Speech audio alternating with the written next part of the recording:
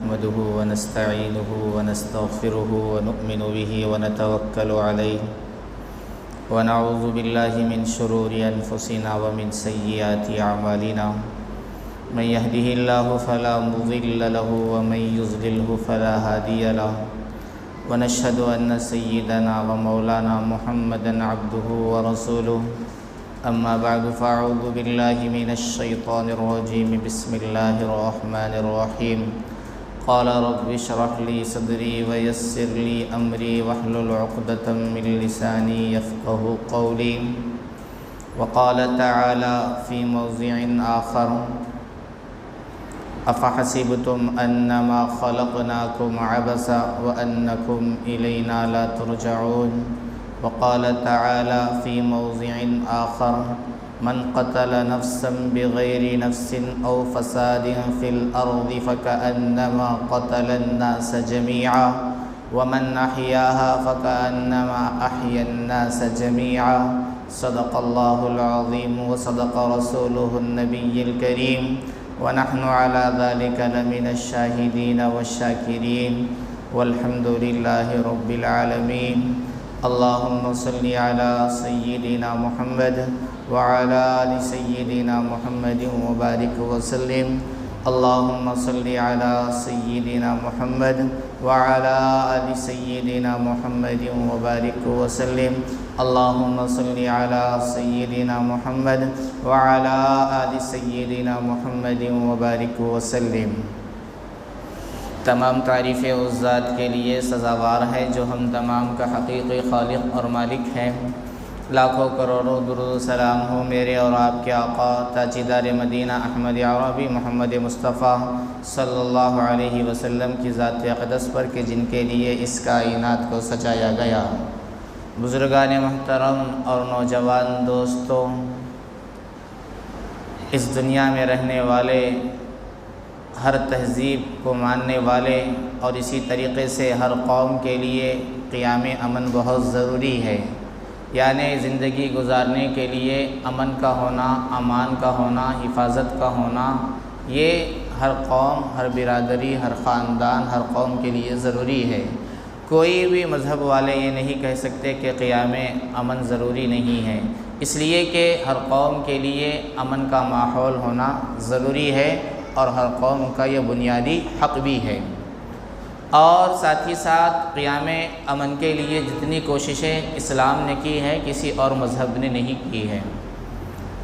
اسلام جو ہے، ہمارا جو دین ہے، یہ امن کا پیغام دیتا ہے، اور سرکار دو عالم صلی اللہ علیہ وسلم نے اپنے بے شمار احادیث کے اندر بتا دیا کہ حقیقی معنی میں مومن وہی ہے جس سے دوسرے لوگ جو ہے مامون رہے، محفوظ رہے۔ آج کل اسلام کے دشمنوں نے اسلام کو غلط تصور پیش کیا ہے لوگوں کے درمیان میں، اور اسلام کے خلاف سازشیں کی اور اسلام کے خلاف الزام لگائے، اور اسلام کو جو ہے ایک ایسے انداز سے انہوں نے لوگوں کے درمیان پیش کیا جس سے عام آدمی یہ سمجھنے لگ گیا کہ اسلام جو ہے یہ جو ہے امن کا مذہب نہیں ہے۔ اور بہت سارے دشمنوں نے تو یہ کہا کہ اسلام جو ہے دہشت گردی سکھاتا ہے، اسلام کے ماننے والے دہشت گرد ہیں۔ اس طریقے سے انہوں نے غلط چیزوں کو لوگوں کے درمیان بیان کیا، واضح کیا، اور ساتھ ہی ساتھ ان کی ذہنوں کے اوپر کام کیا۔ لیکن حقیقت یہی ہے کہ اسلام سے بڑھ کر کوئی بھی مذہب، کوئی بھی دین جو ہے امن کا درس دینے والا نہیں ہے، اور اس بات کو سبھی حضرات جانتے ہیں، اور جو بڑے بڑے احباب ہیں ان کے ذہنوں میں بھی یہ بات بیٹھی ہوئی ہے کہ اسلام ہی ہے جو امن کی بہت ہی اچھی کوشش کرتا ہے۔ اور آپ حضرات کو معلوم ہوگا کہ عرب کے اندر جب ہر قسم کی برائی عام تھی اور ذرا سی بات پر ایک نہیں بلکہ سینکڑوں انسانوں کا قتل ہو جاتا تھا، لڑائی جھگڑے جاری ہوتے تھے تو سالوں سال چلتے تھے، کبھی کبھار 100 سال 200 سال بھی چلتے تھے، ذرا سی بات پر جانیں چلی جاتی تھی لیکن وہ اپنے جھگڑے کو نہیں چھوڑتے تھے۔ اور ہر قسم کی برائی وہاں پر عام تھی، تو اس موقع پہ سرکار دو عالم صلی اللہ علیہ وسلم نے اپنے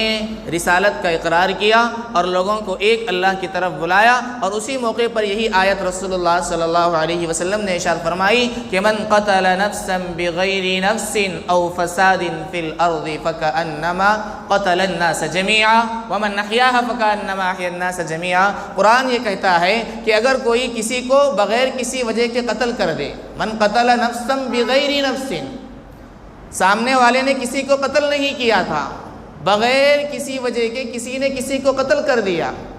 یا کوئی شخص زمین میں فساد مچاتا تھا، اس وقت قتل کیا جا سکتا ہے، لیکن بغیر کسی وجہ کے قتل کر دیا، تو قرآن یہ کہتا ہے کہ فَكَأَنَّمَا قَتَلَ النَّاسَ جَمِيعًا، گویا کہ اس نے پوری انسانیت کا قتل کیا۔ اور جس نے کسی ایک انسان کی جان بچائی، وَمَنْ أَحْيَاهَا فَكَأَنَّمَا أَحْيَا النَّاسَ جَمِيعًا، گویا کہ اس نے ایک انسان کی نہیں بلکہ پوری انسانیت کی جان بچائی۔ تو قرآن نے ایسے ماحول میں جہاں پر ہر قسم کی برائی عام تھی، سرکار دو عالم صلی اللہ علیہ وسلم کی زبان سے اعلان کرا دیا کہ اسلام تو یہ کہتا ہے کہ اگر کوئی بغیر کسی وجہ کے کسی ایک شخص کو بھی قتل کرتا ہے تو یہ ایسا سری گناہ، بڑا گناہ ہے کہ اس نے گویا پوری انسانیت کو قتل کر دیا، اور اگر کسی نے کسی ایک انسان کو بچا لیا تو اس نے پوری انسانیت کو اس نے بچا لیا۔ قرآن کا یہ پیغام ہے، قرآن یہ امن کا پیغام دیتا ہے۔ ایک موقع پہ سرکار دو عالم صلی اللہ علیہ وسلم نے ارشاد فرمایا واللہ لا یؤمن واللہ لا یؤمن واللہ لا یؤمن، اللہ کے رسول نے فرمایا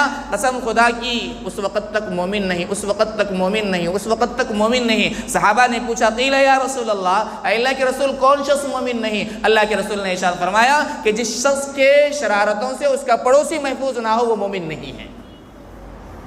الحمدللہ، اللہ اکبر۔ اللہ کے رسول نے کیا ارشاد فرمایا کہ جس شخص کے شرارتوں سے اس کا پڑوسی محفوظ نہ ہو وہ مومن کامل نہیں ہے۔ یہ اسلام جو ہے امن کا، بھائی چارگی کا، ہمدردی کا درس دینے والا اتنا بڑا ہمارا یہ مذہب ہے جو مذہب اسلام ہے، لیکن آج افسوس اس بات پر ہے کہ آج پوری دنیا کے اندر اسلام کا جو ہے غلط رخ پیش کیا گیا، اسلام کی جو صحیح تصویر ہے اس کو نہیں سمجھایا گیا اور اس کو غلط انداز سے پیش کیا گیا۔ اور ہم ہیں کہ آج کے حالات ہمارے ملک ہندوستان کے یہ ہیں کہ ذرا ذرا سی بات پر فسادات ہوتے ہیں اور حالات آئے دن بگڑتے چلے جا رہے ہیں۔ کبھی کبھار جو کیا ہوتا ہے، صرف ایک شخص کو اس لیے پیٹا جاتا ہے کہ وہ مسلمان ہے، اس لیے اس کو پیٹا جاتا ہے کہ اس کے چہرے پر داڑھی ہے، اس کو اس لیے پیٹا جاتا ہے کہ اس کے اوپر ٹوپی ہے، اس کو اس لیے پیٹا جاتا ہے کہ اس کا جو لباس ہے وہ اسلامی لباس ہے، حالانکہ یہ جو ہے قانون کے بھی خلاف ہے، شریعت کے بھی خلاف ہے اور انسانیت کے بھی خلاف ہے، اس لیے کہ قانون یہاں پر یہ کہتا ہے کہ اس ملک ہندوستان کا ہر باشندہ قانون کی نظر میں برابر ہے، یکساں ہے، چاہے وہ کسی بھی مذہب کو ماننے والا ہو۔ وہ اگر یہاں کا شہری ہے تو اس کو جو ہے جینے کا حق ہے، اس کو آزادی ملے گی اور اس کو جو چاہے وہ کھانے کی آزادی ملے گی، لیکن آئے دن ہمارے اس ملک ہندوستان کے حالات خراب سے خراب ہوتے چلے جا رہے ہیں، مسلمانوں کو نشانہ بنایا جا رہا ہے۔ کبھی کبھار کوئی جا رہا ہوتا ہے ہمارا مسلم بھائی یا کوئی دلیل تو اس کو پکڑا جاتا ہے اور اس سے زبردستی کوئی نعرہ لگانے کی کوشش کی جاتی ہے، جب وہ نہیں نعرہ لگاتا ہے تو اس کو مارا جاتا ہے، پیٹا جاتا ہے۔ ایک انسان کو 10-10 20-20 افراد جو ہے مل کر مارتے ہیں، نشانہ بناتے ہیں، بسا اوقات اس کی وہاں پر موت ہو جاتی ہے، لیکن ہماری حکومت ہے کہ بالکل تماشائی کا ہاتھ بنائے ہوئے بیٹھی ہوئی ہے، حالانکہ حکومت کی یہ ذمہ داری ہے کہ یہاں کے ہر شہری کی حفاظت کرنا یہ حکومت کی اولین ذمہ داری ہے،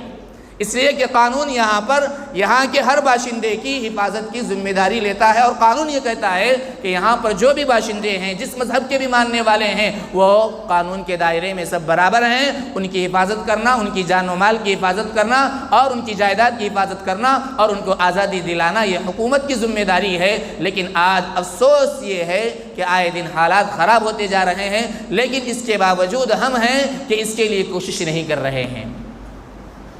سرکار دو عالم صلی اللہ علیہ وسلم نے عرب کے ماحول میں جس طریقے سے آواز کو بلند کیا اور جس طریقے سے حق کے پیغام کو عام کیا اور جس طریقے سے مظلوموں کی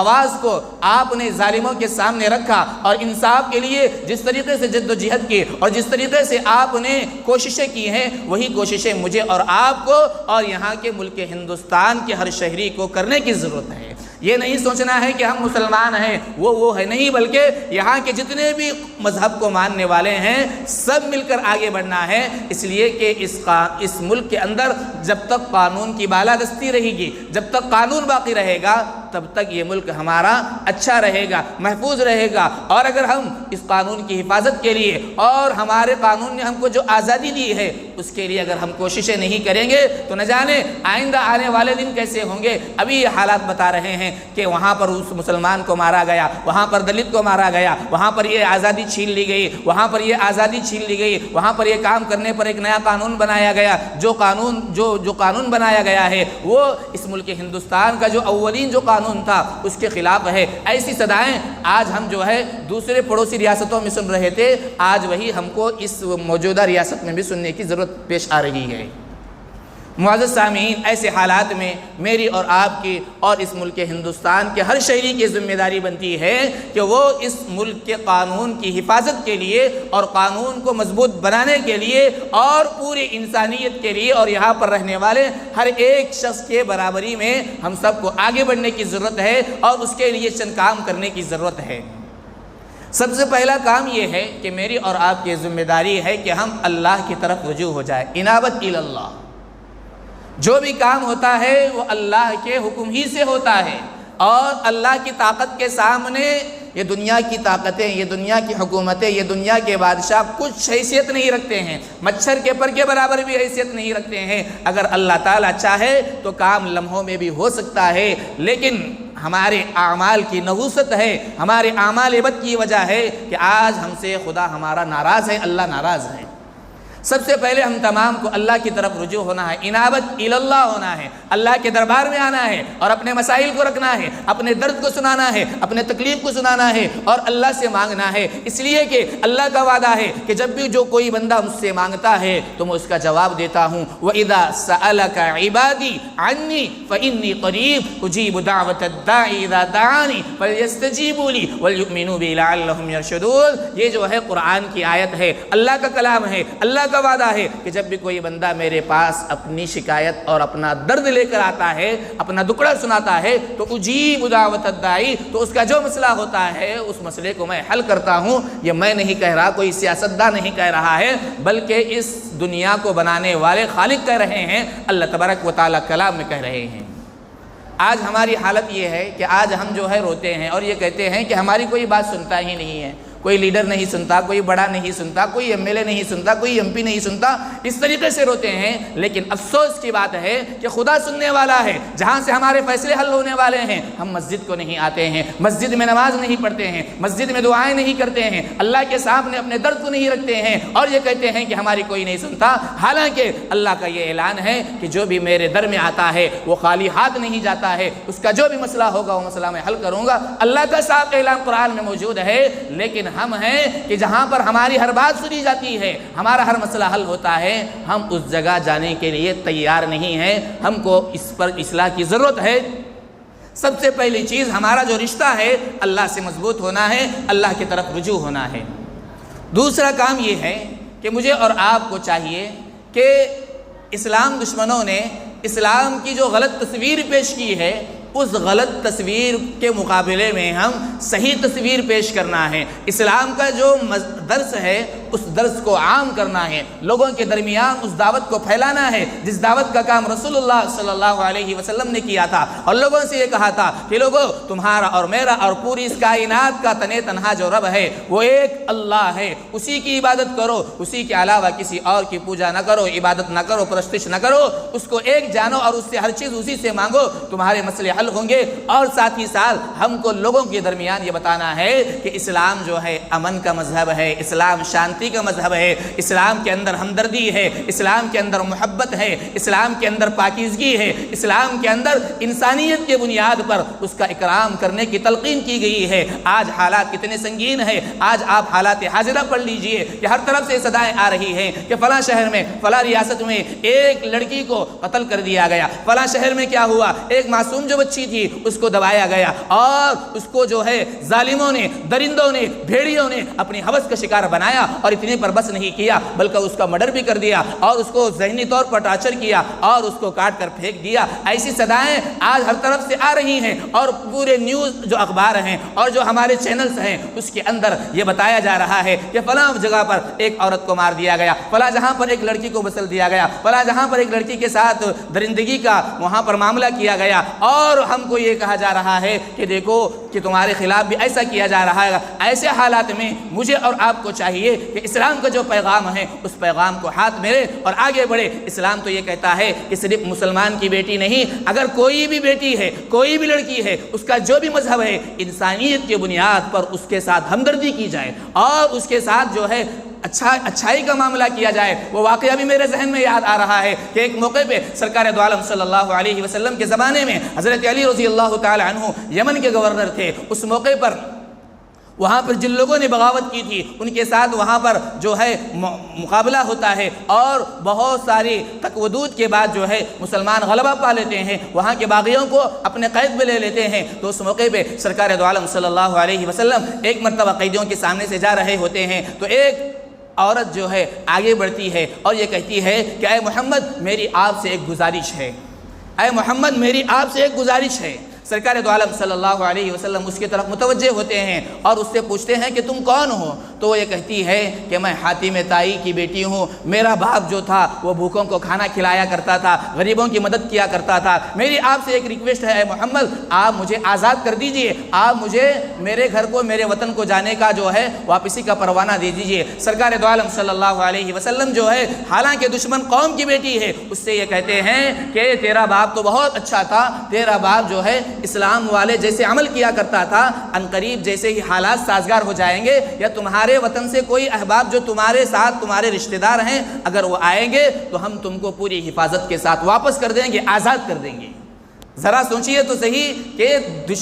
مقابلے کا موقع ہے اور دشمن قوم کی بیٹی ہے، لیکن اس کے باوجود سرکار دو عالم صلی اللہ علیہ وسلم نے وہاں پر سفینہ بنت حاتم کو آزاد کرا کر یہ پیغام دیا مسلمانوں کو اور پوری دنیا انسانیت کو کہ بیٹی بیٹی ہوتی ہے، چاہے وہ اپنی ہو یا چاہے کسی اور کی ہو، انسانیت کے بنیاد پر اس کے ساتھ بھلائی کا معاملہ کیا جائے۔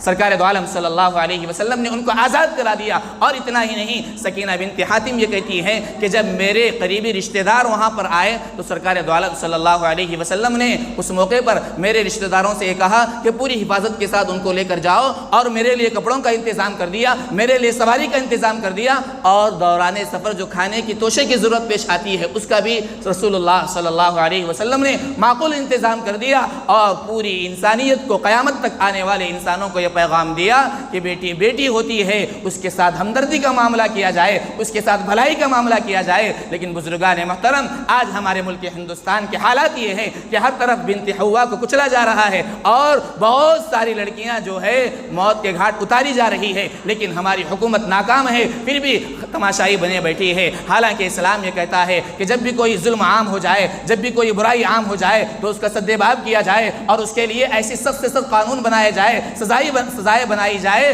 اور اس کے کرنے پر مجرم کو ایسی سزا دی جائے کہ پوری دنیا اس کو یاد رکھے اور دوسرے مجرم جو ہے اس عمل کے کرنے سے کانپ جائے اور ان کے قدم کے اندر لرزت طاری ہو جائے کہ اگر یہ کام کیا جائے گا تو سر عام ایسی سزا دی جائے گی۔ اسی لیے اسلام کے اندر زنا کرنے والے کے لیے اور اسی طریقے سے بدکاری کرنے والوں کے لیے جو سزا مقرر کی گئی ہے وہ رجم ہے، یعنی اس کو پتھروں کے ذریعے سے مار مار کر ختم کیا جائے گا۔ اور میں تو یہ کہتا ہوں کہ آج کے حالات میں اگر یہاں پر ریپ کرنے والے اور جو ہے مہلاؤں کے ساتھ غلط کام کرنے والے اور ان کے ساتھ اس قسم کے ان کے عزت کو لوٹنے والوں کے لیے پھانسی کی سزا مقرر کی جائے اور سر عام پورے چوک کے اندر اگر اس کو پھانسی لگا دی جائے گی تو میں یہ کہہ سکتا ہوں کہ کوئی دوسرا اس کی طرف آگے بڑھے گا نہیں، قدم نہیں اٹھائے گا۔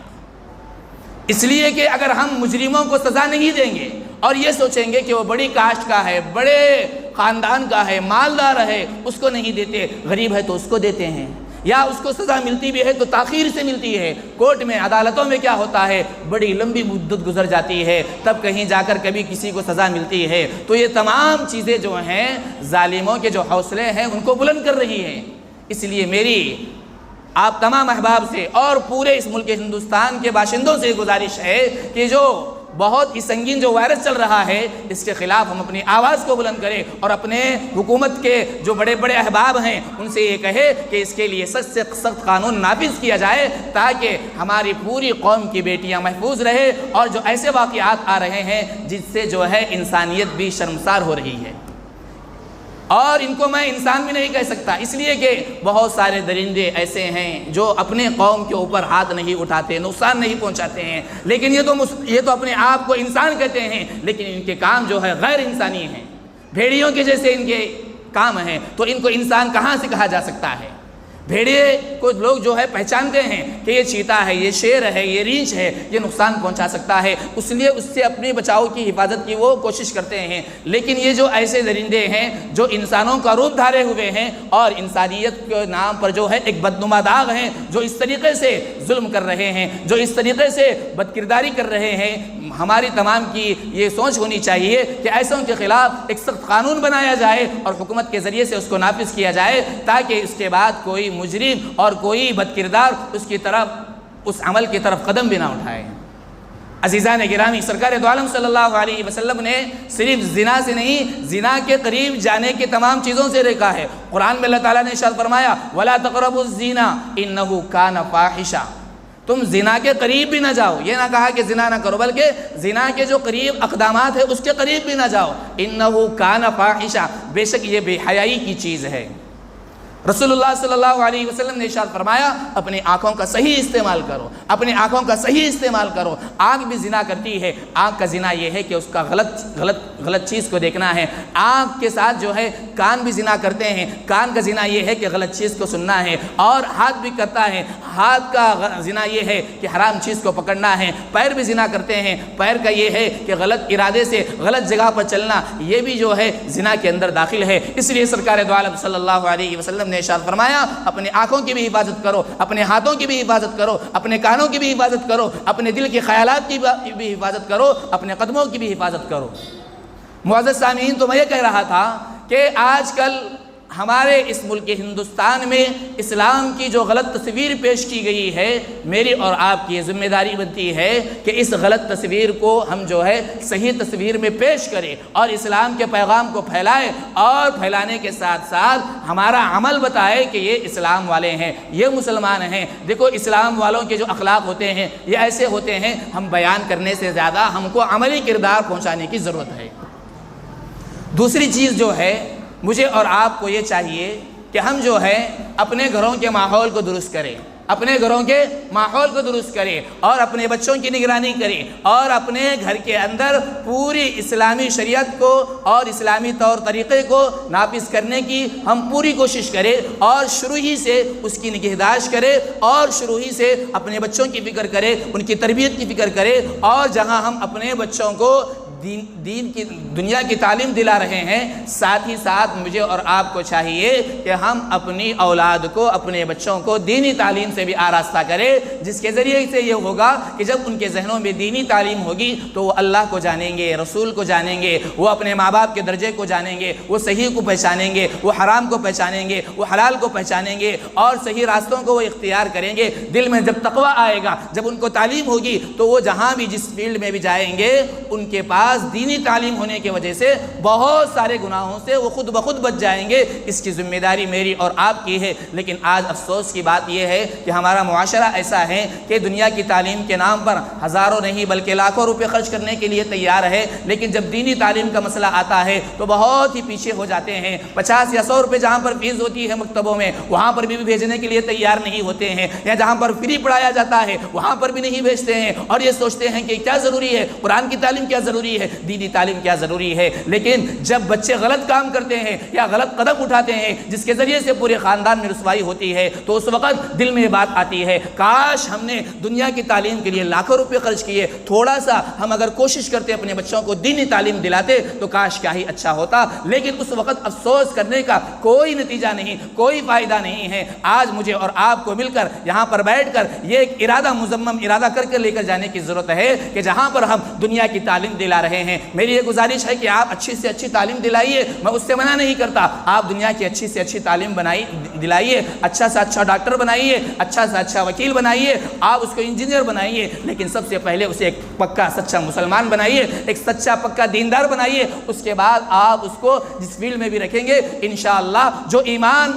مکتب میں، مدرسے میں اور خانقاہوں میں بچوں کا بنا ہے، اس کے ذریعے سے وہ اپنی پورے ایمان کی حفاظت کرتے ہوئے آگے بڑھے گا۔ معزز سامعین، تیسری اور اہم چیز یہ ہے کہ آج جب جو ہے اسلام دشمن طاقتیں سب طرف سے مسلمانوں کے خلاف پڑی ہوئی ہے، میری اور آپ کی ذمہ داری ہے کہ ہم جو ہے حالات کے تقاضے کو سمجھیں، حالات کی نازکی کو سمجھیں اور ہم جو ہے ایک پلیٹ فارم پر آ جائے، ایک پلیٹ فارم پر آ جائے۔ آج دشمن جو ہے پوری کوشش میں وہ کامیاب ہو رہا ہے، اس کی کوشش یہی ہے کہ ایک مسلمان کو دوسرے مسلمان کے مخالف بنا دے، ایک فرقے ایک قوم کو ایک قوم کے مخالف بنا دے، اس مذہب کے ماننے والوں کو اس مذہب کے اس مسلک کے خلاف بنا دے، اور وہ اس طریقے سے کامیاب ہو رہا ہے۔ ایسے حالات میں میری اور آپ کی ذمہ داری بنتی ہے کہ ہم جو ہے اب خواب غفلت سے بیدار ہو جائے، اب خواب غفلت میں نہ رہے، خواب غفلت سے بیدار ہو جائے، اور جو ہے ہم ایک مزمم ارادہ کرے اور ایک پلیٹ فارم پر جمع ہو جائے اور دشمن اسلام کو یہ پیغام دے کہ اے دشمن،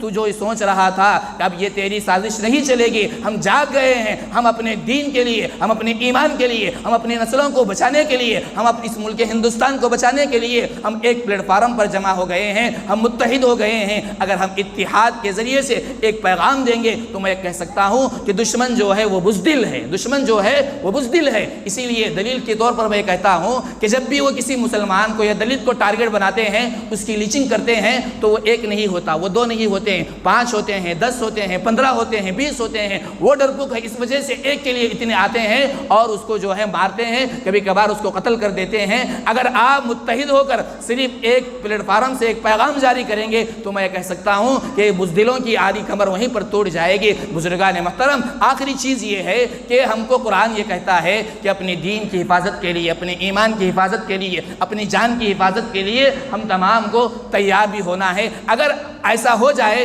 کہ اگر کسی موقع پر کسی شخص کو کوئی ہجوم گھیر لے تو اس موقع پر ہمت کے ساتھ ہم ان کو جواب دینا ہے، مقابلہ کرنا ہے۔ یہ نہیں کہ میں مر جاؤں گا تو وہ جو کہہ رہے ہیں کہنا نہیں، اگر مرنا ہے تو مر جائیں گے، قسمت میں جب مرنا ہے مریں گے۔ ڈرنا یہ ایمان کی شان نہیں ہے، یہ مومنوں کی شان نہیں ہے، یہ مسلمانوں کی شان نہیں ہے۔ جب موت آئے گی تو آ کر رہے گی، چاہے میری موت جہاں پر ہو، یہ ہمارے کو سوچنے کی ضرورت ہے۔ اور جب ایسا مقابلہ آ جائے، جب ایسا موقع آئے تو مجھے اور آپ کو ہمت کے ساتھ کلمے کو بلند کرتے ہوئے، ان کو جواب دیتے ہوئے، اپنی جان کی حفاظت کرتے ہوئے، اپنی ایمان کی حفاظت کرتے ہوئے دفاع کرنے کی بھی ضرورت ہے۔ ہم ان کا مقابلہ بھی کر سکتے ہیں، یہ بھی ہمارا قانونی حق ہے۔ قانون یہ کہتا ہے کہ جب آپ کی جان پر آ جائے، جب آپ کو ایسا محسوس ہو کہ اب آپ کو جو ہے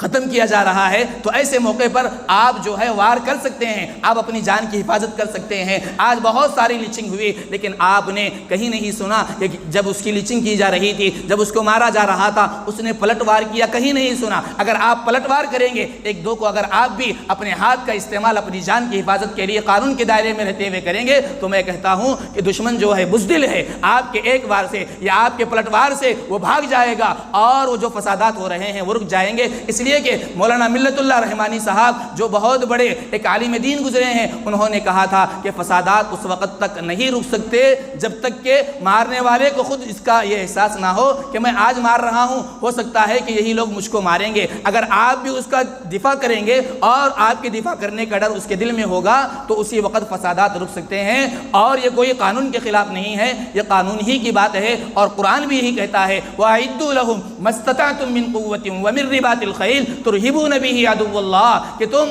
اپنے آپ کی اپنی جان کے لیے جتنا تم تیاری کر سکتے ہو کرو۔ اس کے ذریعے سے کیا ہوگا، اس کے ذریعے سے تم جو ہے تمہارے دشمنوں کو بھی کیا کرو گے، روب میں ڈال دو گے، اور اسی طریقے سے جو اللہ کے دشمن ہیں، جو تمہارے دشمن ہیں، تمہاری اس تیاری کے بنیاد پر وہ ان کے دلوں میں اللہ تبارک و تعالیٰ روب ڈال دے گا۔ عزیزان گرامی، آج ہمارا جو ٹاپک تھا یہی تھا کہ آج ملک ہندوستان کے حالات اور ہماری ذمہ داری، آج حالات بدتر سے بدتر ہوتے جا رہے ہیں۔ میری اور آپ کی ذمہ داری ہے، اور صرف مسلمانوں کی نہیں بلکہ یہاں پر جتنے رہنے والے باشندے ہیں سب کی یہ ذمہ داری ہے کہ ہم قانون کو بچانے کے لیے اور قانون کی بالادستی کے لیے ایک ہو جائے، اور جب بھی ظلم ہو تو اس کے خلاف آواز کو بلند کرے۔ یہ نہ سوچے کہ ظلم وہاں ہو رہا ہے ہم خاموش ہو جائیں گے، ایسا اگر ہم کریں گے تو ایک دن ہماری بھی باری آئے گی۔ اسی لیے آج بہت سارے جگہ لڑکیوں کے اوپر ظلم ہو رہا ہے، تو میری آپ سے ذمہ داری سے بھی یہ بات بنتی ہے کہ ہم جہاں بھی ہو حق کے خلاف جب بھی کوئی بات ہوتی ہے تو اپنی آواز کو بلند کرے، اور ہم جو کر سکتے ہیں کریں،